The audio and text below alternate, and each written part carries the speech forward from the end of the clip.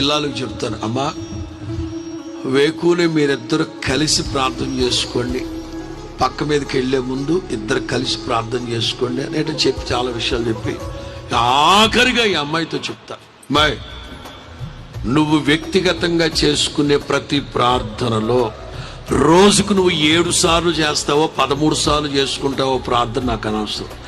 నీవు చేసుకునే ప్రతి ప్రార్థనలో ఏ పాయింట్ ఉన్నా లేకపోయినా పర్వాలే, ఈ పాయింట్ ఉండాలి.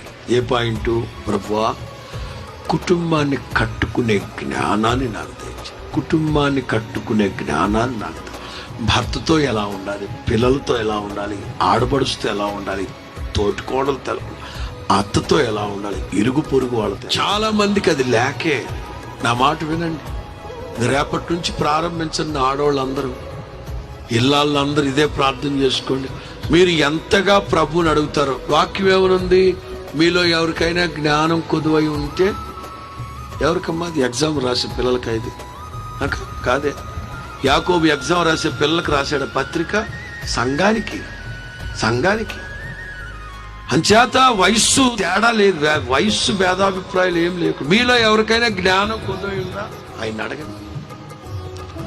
మొదట ఇల్లాలకి జ్ఞానం,